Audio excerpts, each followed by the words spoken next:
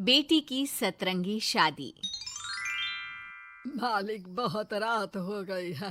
अभी तक मनीषा बिटिया दफ्तर से घर नहीं आई। अरे डोंट वरी रामू, आ जाएगी। समझदार और पढ़ी लिखी लड़की है, ऊपर से अपने फौजी बाप की तरफ बहादुर भी है। तुम जाकर खाना लगाओ रामू, वो आती ही होगी। जी मालिक। मनीषा मनोहर की इकलौती बेटी थी। मनीषा की माँ का उसके बचपन में ही स्वर्गवास होने और मनोहर के फौजी होने के कारण मनोहर ने अपनी बेटी को बिल्कुल लड़कों के जैसा ही पाला था।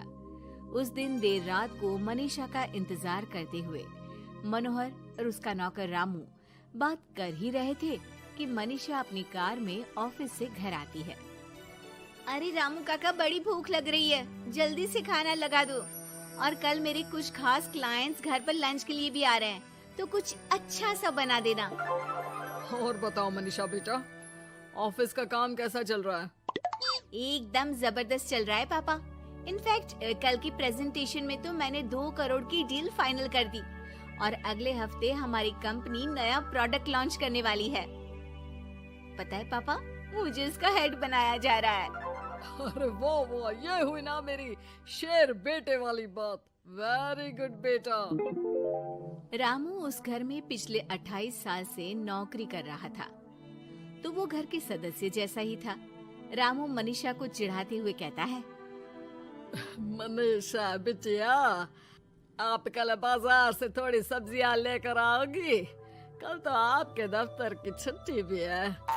काका, मैं आपको अपना मोबाइल दे देती हूँ, आप ऑनलाइन सब्जियाँ मंगवा लेना, मैं पेमेंट कर दूंगी। वो क्या है कि मुझे घर के कामों से थोड़ी एलर्जी है। ठीक है बिटिया। 2 हफ्ते बाद मनोहर को उसके दोस्त किशन का फोन आता है। अरे मनोहर, हमारी मनीषा बेटी के लिए एक बहुत अच्छा रिश्ता आया है। लड़का इंजीनियर है दुबई में। तू कहे तो बात आगे बढ़ाऊं? हाँ, रिश्ते की बात तो आगे बढ़ा ही सकते हैं, लेकिन लड़के वालों की कुछ शर्तें भी तो होंगी ना, मतबला, लेन देन वगैरह। अरे यार, लेन देन जैसी तो कोई शर्त नहीं है उनकी। बस लड़की पढ़ी लिखी और घरेलू होनी चाहिए, जो कि यहाँ इंडिया में अपने सास ससुर की सेवा करे और घर संभाल सके। अरे यार किशन, तू तो मनीषा को जानता ही है। पढ़ी लिखी और जिम्मेदार तो है वो, लेकिन घर के नहीं बाहर के कामों में मुझे नहीं लगता कि वो मानेगी। लेकिन फिर भी मैं उसे पूछ के बताता हूँ तुझे। मनोहर अपनी बेटी से उसके लिए आए रिश्ते की बात करता है और उसे लड़के वालों की शर्त के बारे में भी बताता है, जिस पर मनीषा कहती है, पापा आप तो जानते हैं ना कि मुझे घर के कामों में कोई इंटरेस्ट नहीं है और आपने मुझे पढ़ा लिखा के अपने पैरों पे खड़ा होना सिखाया। क्या इस दिन के लिए कि एक दिन मैं शादी करके किसी का घर संभालूं? ना, मुझे नहीं करनी शादी वादी, आप मना कर दो उन्हें। इतना कहकर मनीषा घर से बाहर चली जाती है। रास्ते में उसे उसकी फ्रेंड का फोन आता है, जो उसे बाकी फ्रेंड्स के साथ एक रेस्टोरेंट में बुलाती है। मनीषा जाना तो नहीं चाहती थी, लेकिन उस रिश्ते की बात से हुए खराब मूड को बदलने के लिए वो चली जाती है। मनीषा और उसके दोस्त एक टेबल पर बैठे होते हैं कि उसकी नजर उसी रेस्टोरेंट में गिटार बजा रहे एक लड़के पर पड़ती है, जो मनीषा की फेवरेट धुन बजा रहा होता है। मनीषा झट से सारी बातें भूलकर उस गिटार की धुन में खो जाती है। थोड़ी देर बाद सब उस लड़के की परफॉर्मेंस पर तालियां बजाते हैं, तो मनीषा भी स्माइल करके तालियां बजाने लगती है। उसी शाम जब मनीषा घर जा रही होती है, तो उसे वही लड़का दिखता है जो रेस्टोरेंट में गिटार बजा रहा था। वो अपनी गाड़ी रोककर उससे पूछती है कि हाय, तुम वही हो ना जो थोड़ी देर पहले रेस्टोरेंट में गिटार बजा रहे थे? I am so impressed with your talent. Actually वो मेरी फेवरेट धुन थी। जी थैंक यू। ये मेरा शौक भी है और इससे मेरी थोड़ी बहुत गुजारे लायक कमाई भी हो जाती है। अच्छा, और क्या करते हो? जी मैं कॉफी बहुत अच्छी बनाता हूँ। और कॉफी के अलावा भी बहुत कुछ। एक्चुअली मुझे खाना बनाने का बहुत शौक है और खाली समय में या तो मैं गिटार बजाता हूँ या फिर कुकिंग करता हूँ। इसी तरह बहुत देर तक बातें करते करते दोनों एक दूसरे को अपना नंबर देते हैं और फिर धीरे धीरे पहले उनके बीच गहरी दोस्ती और फिर प्यार हो जाता है। फिर एक समय आता है जब दोनों शादी करने का फैसला करते हैं। मनीषा अपने पापा को गौतम के बारे में सब बताती है। मनोहर को गौतम बहुत अच्छा तो नहीं लगता, लेकिन अपनी इकलौती बेटी की खुशी के लिए वो हाँ कह देते हैं। दोनों की शादी हो जाती है और एक दिन, अरे गौतम बेटा, क्या बात है, बहू रानी तो आते ही दफ्तर जाने लगी। सुबह जाती है, देर रात को आती है, और तू घर पे रहता है, तो घर भी तुझे ही तो संभालना पड़ता होगा ना अभी। जी आंटी जी, वो मेरा काम कुछ कम ही चल रहा है और घर चलाने के लिए किसी को तो दफ्तर जाना ही पड़ेगा ना, तो मनीषा ही चली जाती है और मैं घर पे रहकर सारा दिन करूँगा क्या, तो घर ही संभाल लेता हूँ। हाँ बेटा, कह तो तू सही रहा है, लेकिन समाज को क्या कहेगा? समाज के भी कुछ नियम कायदे होते हैं, लेकिन यहाँ तो उल्टी ही गंगा बह रही है। अच्छा, मैं तो चलती हूँ बेटा। रात को मनीषा घर आती है तो गौतम उसे कहता है कि सुनो, आज हरलीन आंटी आई थी, कह रही थी कि आसपास के लोग बातें बनाने लगे हैं कि तुम मर्दों की तरह काम पे जाती हो और मैं औरतों की तरह घर संभाल रहा हूँ। हाँ, पर तुम तो जानती ही हो ना कि मैं शादी से पहले से जॉब कर रही हूँ, तो फिर अब अचानक से मैं खुद को कैसे बदलूं? एक काम करते हैं, तुम कुछ महीनों के लिए घर से ही ऑनलाइन सारा काम कर लो और हो सके तो घर के काम ट्राई भी कर लो, और मैं बाहर जाकर अपने लिए पक्की नौकरी ढूंढता हूँ। मनीषा मान जाती है और फिर शुरू होती है उनकी नई दिनचर्या। ये लो गौतम, तुम्हारा नाश्ता, चाय और टोस्ट। ये टोस्ट है या किसी नक्शे का काला प्रिंट आउट? अरे मेरी माँ चाय में चीनी डालते हैं, नमक नहीं। ठीक है, मैं क्या करूं? चीनी और नमक एक जैसे ही तो दिखते हैं ना। तुम्हें खाना है तो खाओ, वरना ऐसे ही जाओ। अच्छा, तो तुम्हारी क्वालिफिकेशंस क्या है? क्या काम आता है तुम्हें? जी, मैंने वैसे तो बीकॉम किया है, लेकिन काम का कोई एक्सपीरियंस नहीं है। एक्चुअली मेरे पेरेंट्स ने जबरदस्ती मुझे ये डिग्री करवा दी थी। मुझे तो गिटार बजाना ही पसंद है सर।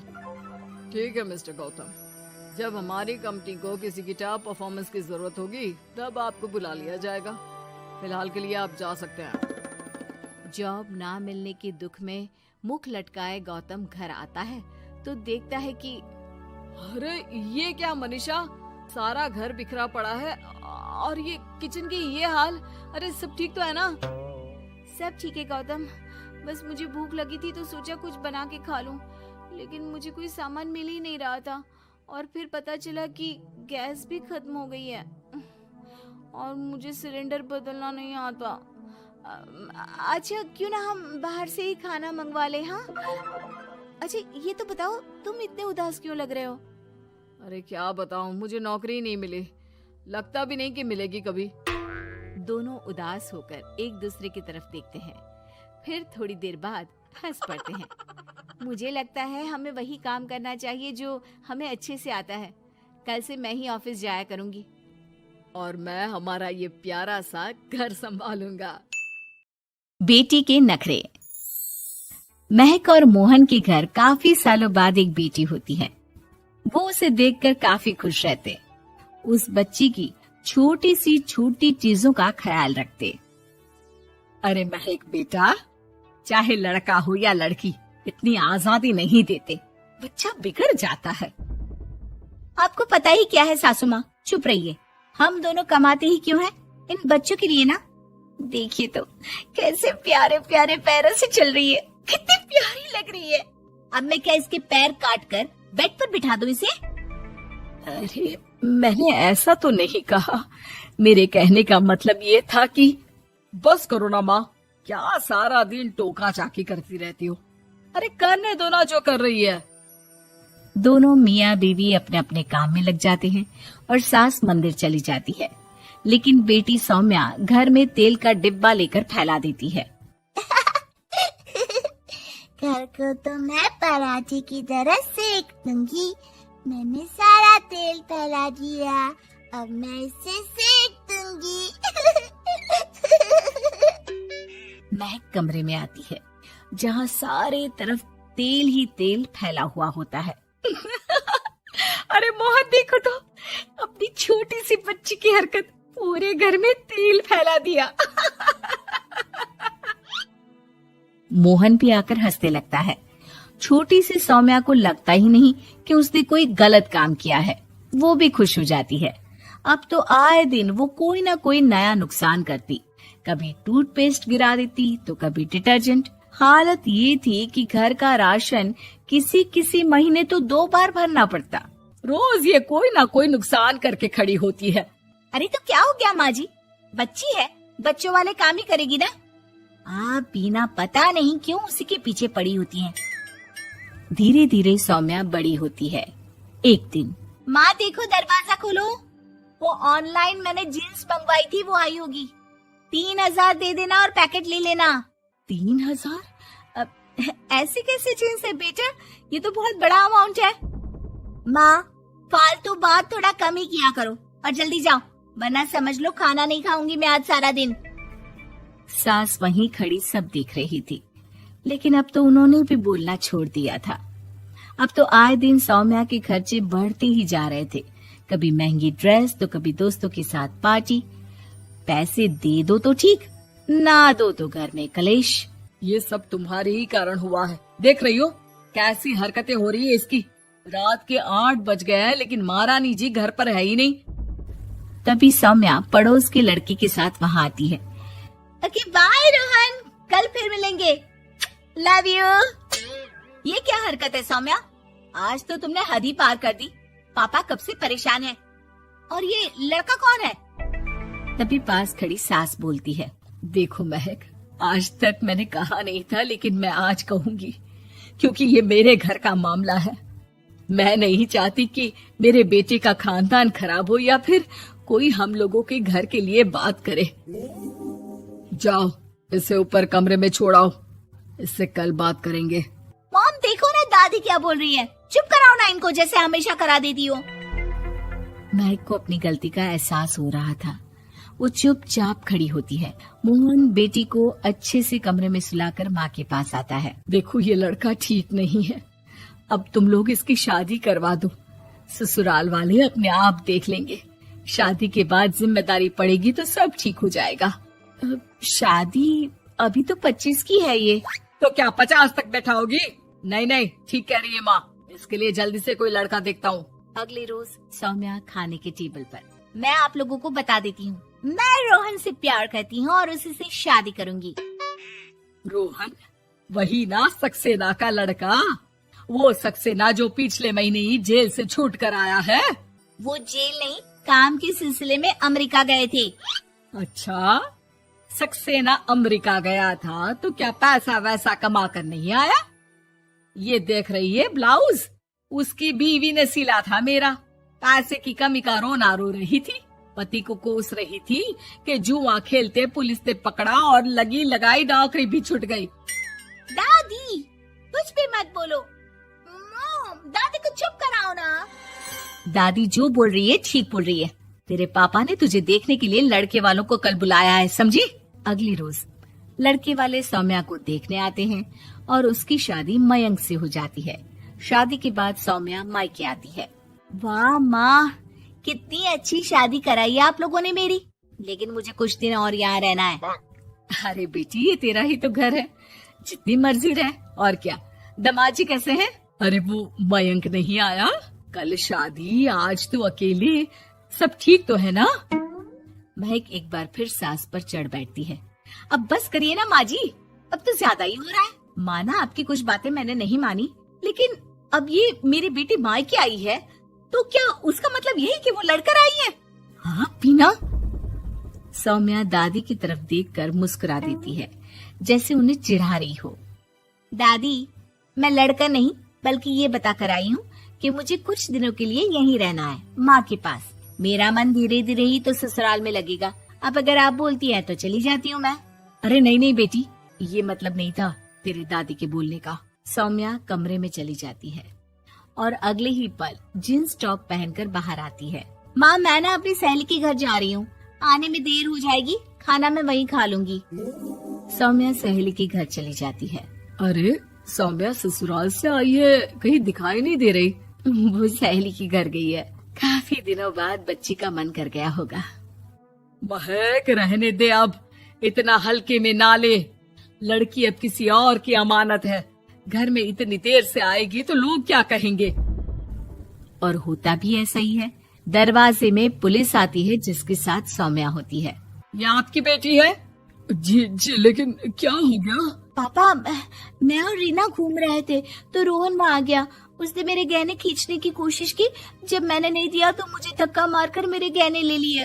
पापा, मुझे माफ कर दो, मुझे ना मयंक के पास जाना है। आप उसे फोन कर दो, वो मुझे ले जाएगा। दादी आप ठीक कहती थी, वो अच्छा लड़का नहीं है। कोई बात नहीं बेटा, मयंक का फोन आया था, उसे तेरी याद आ रही थी, लेकिन वो तुझे भी अपनी जिंदगी जीने से नहीं रोकना चाहता था। मैं उसे बोल दूंगी कि वो कल तुझे लेने आ जाए। अगले दिन चलो सौम्या, मैंने आज रात की फिल्म की टिकट और 5 स्टार होटल में खाने के लिए टेबल बुक कर दी है। फिर क्या, सौम्या खुशी खुशी अपने ससुराल चली जाती है और महक को बड़ों के सीख की कीमत का पता चल जाता है।